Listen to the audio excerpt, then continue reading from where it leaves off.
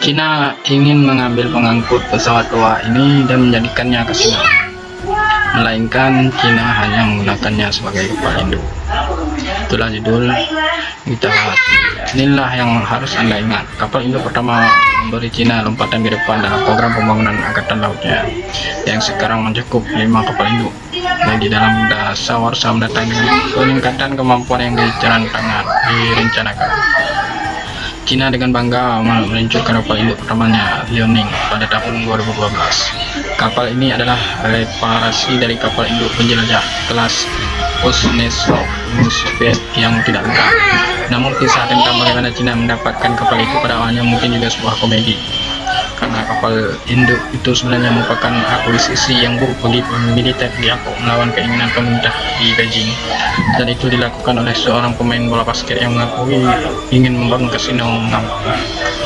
Angkatan Laut Tentara Pembebasan Rakyat pertama kali tertarik untuk mendapatkan kapal induk pada tahun 1970 ketika Cina masih memiliki hubungan buruk dengan Uni Soviet dan Amerika Serikat. Namun beberapa langkah konkret diambil karena biaya dan kerumitan upaya seperti itu jauh melebihi kemampuan terbatas PLAN selama Perang Dingin. Angkatan Laut Uni Soviet memang mengerahkan kapal induk pertamanya di tahun 1970-an. Kapal kelas Kiev yang dapat meluncur jet lompatan Yak-38 Morger dengan efektivitas terbatas. Pada tahun 1980-an, Soviet memulai pembangunan dua kapal induk kelas Kuznetsov yang lebih menjanjikan. Ini memiliki jalur lompatan ski yang memungkinkan pejuang S-3 flanker yang lebih konvensional dan berkinerja lebih tinggi lepas landas darinya.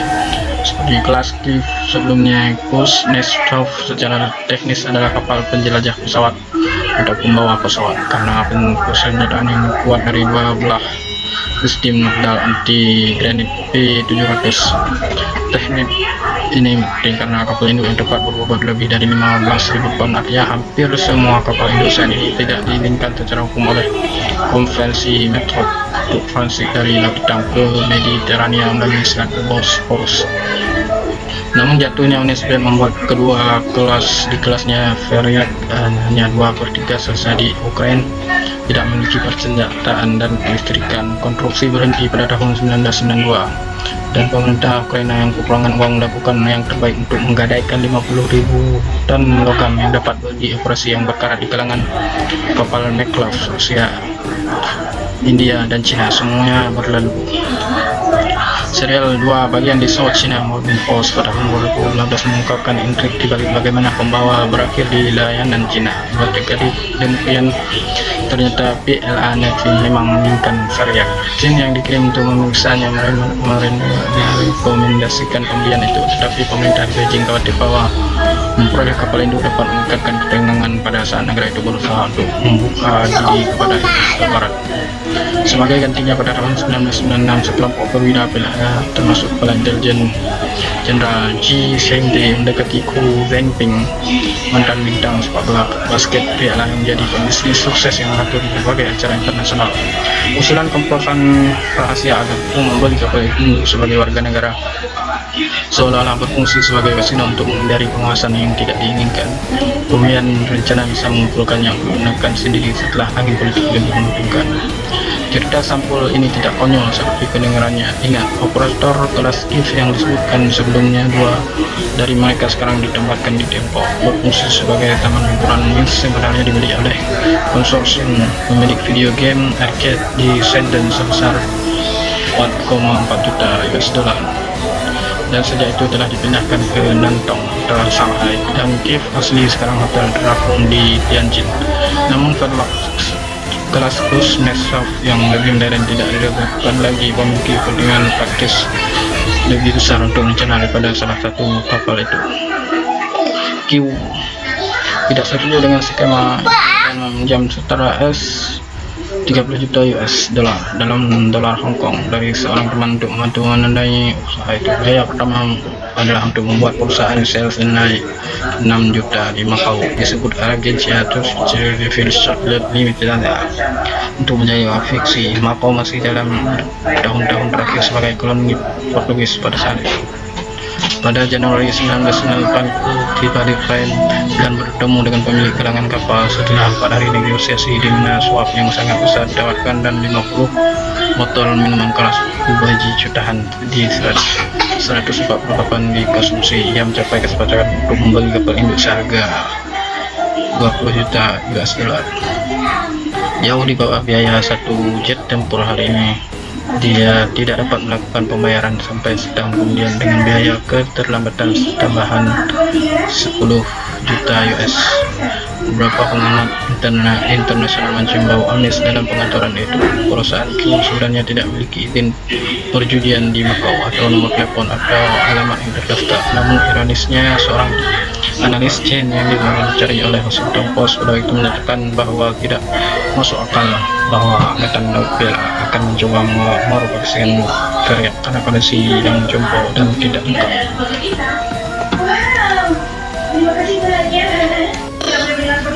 Rencana dimaksudkan untuk mengoperasikan kapal sebagai pemahami, bukan sebagai tidak krisis carrier, sehingga pembuat kapal tidak repot dengan sistem rudal anti-ship yang sangat besar.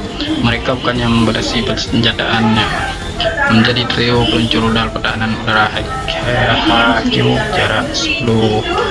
jarak pendek dan beberapa senjata jarak dekat. Senjata utama kapal tentu saja akan menjadi pelengkap 24 pesawat tempur J-15 Ping Strike.